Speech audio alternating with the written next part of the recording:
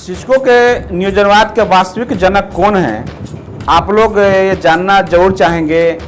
और आज हम इसी पर ये वीडियो बना रहे हैं ताकि आप लोगों को ये बता सकूं कि सही मायने में इस शिक्षक नियोजनवाद के सही जनक कौन हैं और इस नियोजनवाद का जन्म कैसे हुआ और किनके वजह से इस नियोजनवाद को बढ़ावा मिला। क्या इस नियोजनवाद को समय रहते इसका विरोध किया गया रहता तो ये समाप्त हो गया रहता। इन सारी बातों पर, इन सारे विषयों पर आज हम आप लोगों के समक्ष बातें रखेंगे।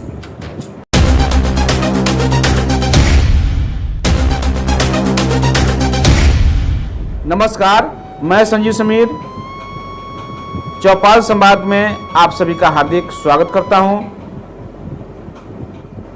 साथियों, जब कभी भी बिहार के नियोजित शिक्षक अपने वास्तविक स्थिति के बारे में विचार करते होंगे तो उन्हें यह महसूस होता होगा कि आखिर हमसे कौन सी गलती हुई है या किस जन्म का पाप लगा कि हमारा जीवन इस नरकनुमा नियोजन नियमावली में फंस कर रह गया। न कोई सेवा शर्त है, न कोई भविष्य निधि है, न स्थानांतरण है और न अनुकंपा है और न ही कोई सामाजिक सुरक्षा है। अनगिनत यातनाएं और दुश्वारी भरा यह जीवन बन चुका है नियोजनवाद। आखिर इस नियोजनवाद के जनक कौन हैं, इसकी शुरुआत कहां हुई और किनके वजह से यह शुरुआत हुई और इसका खामियाजा आज कौन कौन लोग भुगत रहे हैं, इन सारे विषयों पर आज हम लोग चर्चा करते हुए आगे बढ़ेंगे। आपने कभी विचार किया है कि यह सब कैसे संभव हो पाया? आइए हम लोग आज जानते हैं इस वीडियो में सारी कहानी को। 15 वर्षों के राजद सरकार को सत्ता से बेदखल कर विपक्ष का वनवास समाप्त कर सत्ता में वापस आई महज 1 वर्ष पुरानी नीतीश सरकार के पास आखिर इतना हिम्मत कैसे आ गया कि उन्होंने पूर्व से स्थापित नियुक्ति नियमावली को बदलने का मन बना लिया। यह सब किसके बलबूते संभव हो पाया? इस प्रश्न का जवाब बहुत ही संजीदा होकर खोजना होगा।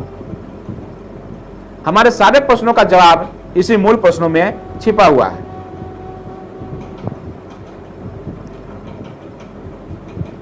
आखिर क्यों 14 वर्षों के संघर्ष के बाद भी नियोजित शिक्षक सफल नहीं हो पा रहे हैं?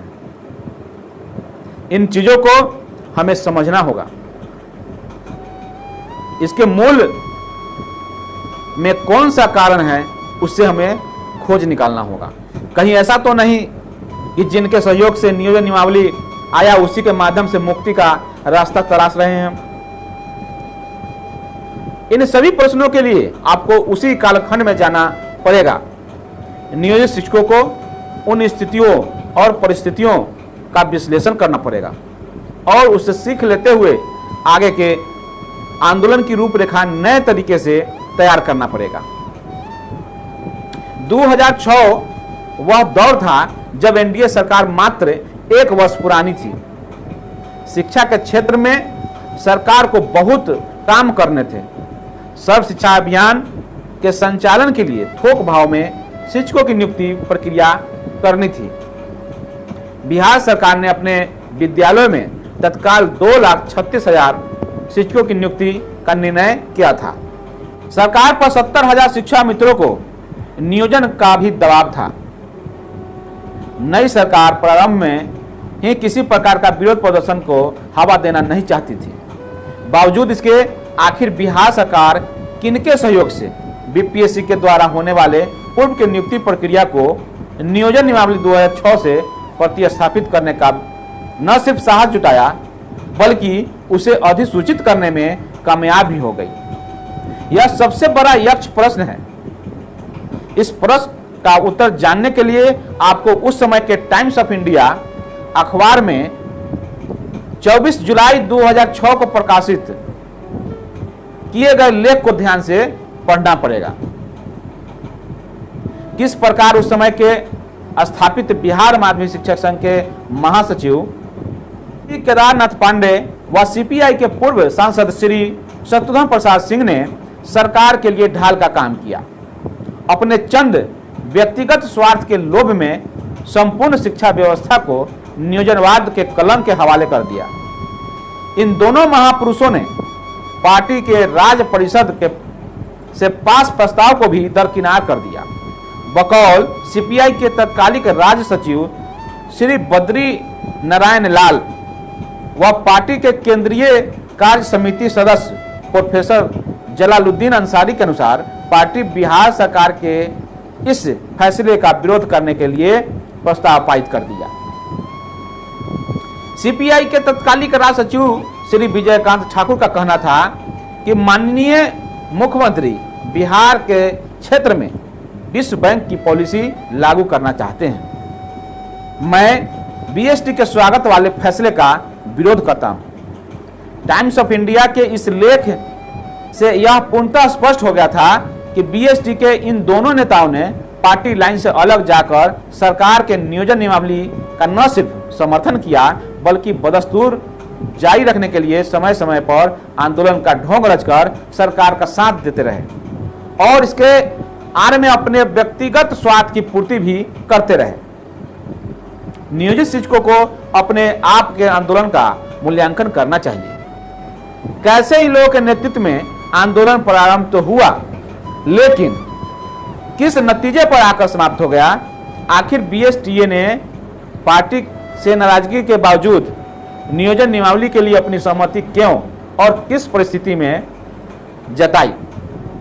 तत्कालिक परिस्थितियां क्या रही होंगी? किस व्यक्तिगत स्वार्थों के लिए माननीय केदारनाथ पांडे व शत्रुघ्न प्रसाद सिंह ने शिक्षकों के मान सम्मान से सौदा किया? संघ में तब से लेकर अब तक नेतृत्व परिवर्तन क्यों नहीं होने दिया गया? हर बार नियोजित शिक्षक आंदोलन में अपना दमखम लगाते रहे, उग्र आंदोलन करते रहे, लेकिन परिणाम ढाक के 3 पात क्यों हो रहे हैं? यह एक बहुत बड़ा प्रश्न है। 2015 के आंदोलन में ही नियोजित शिक्षकों का उनका सम्मान सहित सब कुछ मिल जाता, लेकिन इन वक्त पर बिहार माध्यमिक शिक्षक संघ ने, इन नेताओं ने सरकार के साथ मिलकर हड़ताल वापस ले लिया। आप सभी इस वर्ष का ऐतिहासिक शिक्षक आंदोलन तो याद ही होगा। तत्कालिक घटनाक्रम आप सभी ने देखा कि किस प्रकार से हड़ताल को एन केन प्रकारेण खत्म कर दिया गया। इतना उम्मीद लगा रखे थे आप लोग, लेकिन क्या हुआ? आंदोलन बेनतीजा हो गया। क्या यह संयोग मात्र है? मेरे ख्याल से बिल्कुल नहीं। यह सिर्फ संयोग मात्र नहीं है, यह माननीय मुख्यमंत्री श्री नीतीश कुमार जी का 2006 वाला ही प्रयोग है। अब इन महापुरुषों से पूछा जाए कि इनकी उपलब्धि क्या रही है। 2006 से लेकर के आज तक शिक्षकों के लिए इनकी क्या उपलब्धि रही है, यह समझने की आवश्यकता है।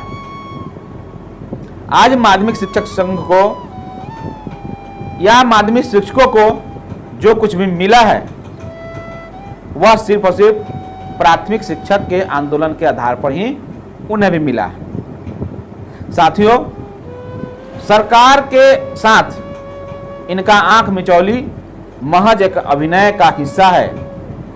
दरअसल ये स्वयं सरकार के अप्रत्यक्ष हिस्सा हैं। बहरहाल अब सोचने व समझने का और विचार करने का समय नियोजित शिक्षकों का है। कुछ ज्वलंत प्रश्न आपके जहन में अब तैरने लगेंगे, तैर रहे होंगे।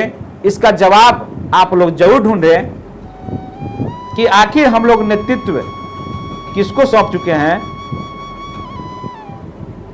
क्या वह नेतृत्व हमें अपने मान सम्मान की जो लड़ाई है उसे दिला पाने में सफल होगा, अथवा हमारे आंदोलन को बेच देगा?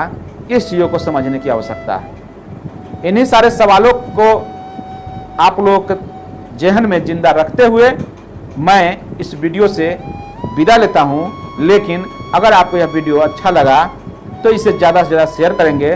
साथ ही साथ इस चैनल पर अगर नए हैं तो इस चैनल को लाइक करने के साथ साथ चैनल को सब्सक्राइब कर लेंगे और बेल आइकन दबाना बिल्कुल ना भूलेंगे। धन्यवाद।